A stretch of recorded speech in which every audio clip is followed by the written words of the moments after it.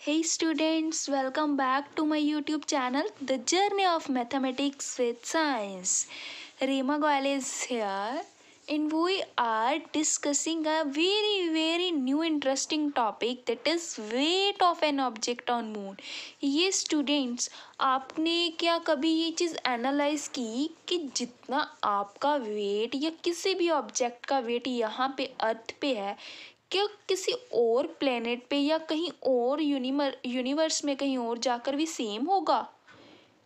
सोचे कभी आपने?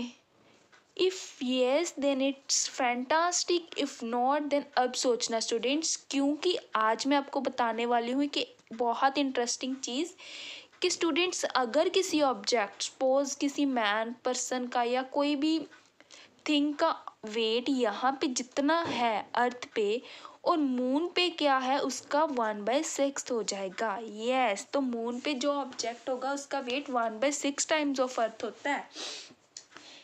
यानी कि अगर आपका वेट सपोज अभी है 42 kg है स्टूडेंट्स, आपका वेट, ठीक है, कहाँ पे? अर्थ पे।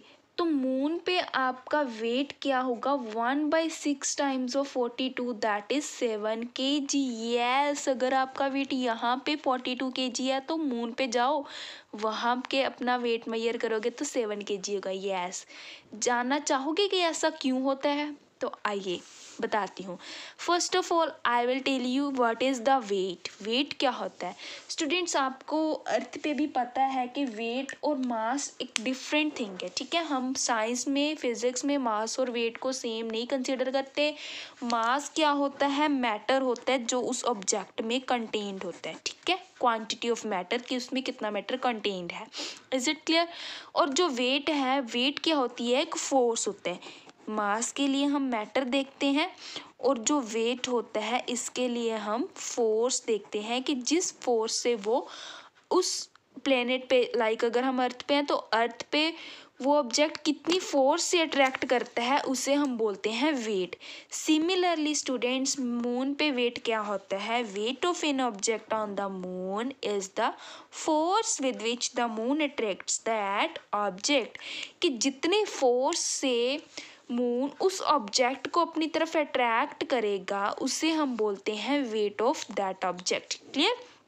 अभी जैसे ये पेन है, अगर मैं इसे फॉल करूं और जितनी इस पे फोर्स लग रही है तो वो फोर्स हमें बताएगी कि इस पेन का वेट क्या होगा, ठीक है जी। उस पे, उसके लिए ग्रेविटी की वैल्यू भी हमें ज़रूरत पड़ेगी, ठीक है। और आपको एक और बात बता दूं, जो हमने लास्ट वीडियोस में बताई थी मैंने, एक्सीलरेशन ड्यू टू ग्रेविटी, ठीक है, दैट इज़ जी।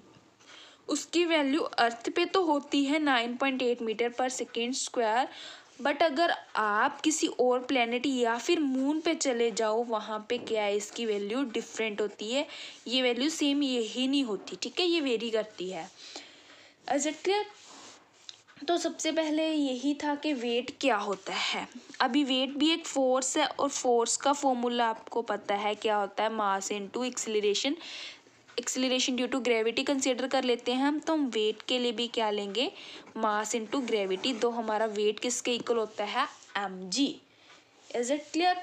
क्योंकि वेट भी क्या है स्टूडेंट्स? वेट एक तरह की फोर्स है।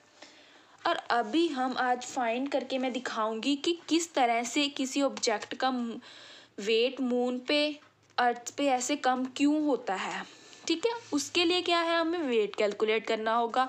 अभी वेट मैंने आपको क्या बताया, क्या होती है? फोर्स होती है। तो अभी हमें ग्रेविटेशनल फोर्स का फॉर्मूला पता है, वो क्या होता था? Gm1m2 अपॉन डिस्टेंस स्क्वायर, ठीक है। m1m2 मासेस होते हैं, J is gravitational constant and F is force. ये आपको पता है, मैंने अपनी लास्ट वीडियोस में बताया हुआ है। अगर आप चाहो तो मेरी वो वीडियोस देख सकते हो, उसका लिंक मैंने अपने डिस्क्रिप्शन में दिया हुआ है। ओके, तो अभी क्या है, सबसे पहले हम लेट कर लेते हैं कि जिस ऑब्जेक्ट का हमने मास फाइंड करना है उसका मास है m, ठीक है। Let object has mass is equals to small m। Is it clear? और मास ऑफ मून लेके चलेंगे एक हम लेके चलेंगे मास ऑफ अर्थ। स्टूडेंट्स, जो हम डिस्टेंस लेते हैं, देखिए अगर हमने किसी दो ऑब्जेक्ट्स के बीच में फोर्स फाइंड करनी है तो हम डिस्टेंस उसके सेंटर से लेते हैं, ठीक है। और अगर हम सर्कल की बात करें तो सेंटर से कोई भी लाइन ड्रॉ करें तो वो उसका क्या बन जाता है, रेडियस। तो यहाँ पे हम डिस्टेंस की जगह क्या कंसीडर करेंगे, रेडियस कंसीडर करेंगे, ठीक है जी, इस फॉर्मूला में। तो यहाँ पे हम डिस्टेंस को क्या लेंगे, रेडियस ऑफ मून, और यहाँ पे हम क्या लेंगे, रेडियस ऑफ अर्थ। अभी बात आती है कि आपको इसके लिए क्या पता होना चाहिए, mass of moon and object, similarly radius of moon and earth.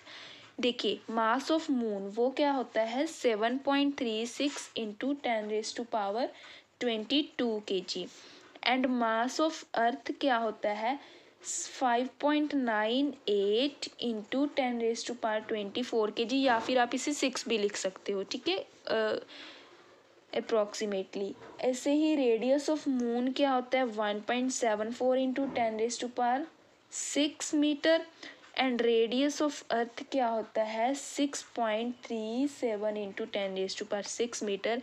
And student you know earth has bigger mass and bigger radius, ठीक है, ये तो आपको पता है। तो एक तो फंडा ये भी है कि मून का खुद का ही मास थोड़ा सा कम है एज कंपेयर टू अर्थ, इसीलिए यहाँ पे ऑब्जेक्ट का वेट भी हम कैलकुलेट कम ही हो पाता है।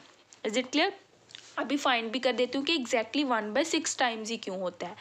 देखो हमने क्या फाइंड करना है यहाँ पे, वेट ऑफ मून वो क्या है, जी की वैल्यू हमने लिख ली, एंड मास ऑफ हम मून यहाँ पे पुट करेंगे 7.36 इंटू 10⁻22, ठीक है जी। साथ में उस ऑब्जेक्ट का मास हमने लेट किया स्मॉल m, और रेडियस ऑफ मून कितना है 1.74 इंटू 10⁻6 होल स्क्वायर।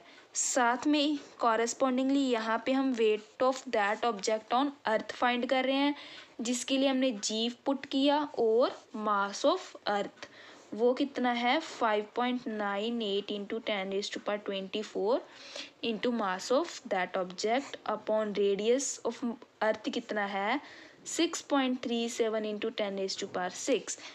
अब जब स्टूडेंट्स मैं weight of mass, weight on moon and weight on earth इसको डिवाइड करूँगी तो क्या है, ये जी और जी कैंसिल, एम और एम कैंसिल, तो यहाँ पे क्या आ जाएगा 7.36 into 10⁻22 upon 1.74 into 10⁻6 square upon ये चीज़ ऊपर चली जाएगी, इसका भी हम क्या करेंगे स्क्वायर।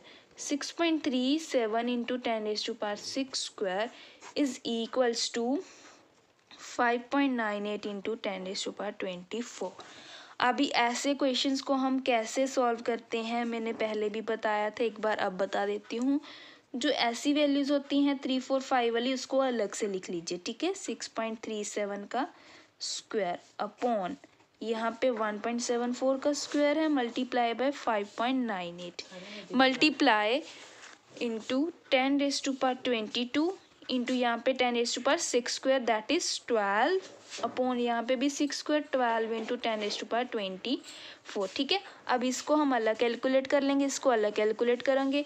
जब हम इसके कैलकुलेट करेंगे तो यहाँ पे इसकी वैल्यू क्या आ जाती है हमारे पास 1/6। You can calculate by using calculator और any other option.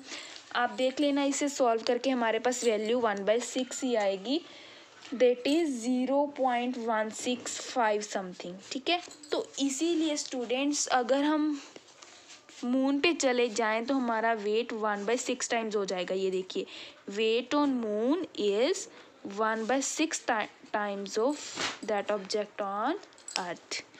Is it clear? तो यही फंडा है स्टूडेंट्स जिसे हम यूज़ करके वेट का ऑब्जेक्ट का वेट फाइंड कर सकते हैं on moon and earth. Is it clear? Okay students, अगर आपको मेरी वीडियो अच्छी लगी तो इसे लाइक करना, अपने फ्रेंड्स के साथ शेयर करना और मेरे चैनल को सब्सक्राइब कीजिए। Okay students, thank you, welcome, bye bye, take care.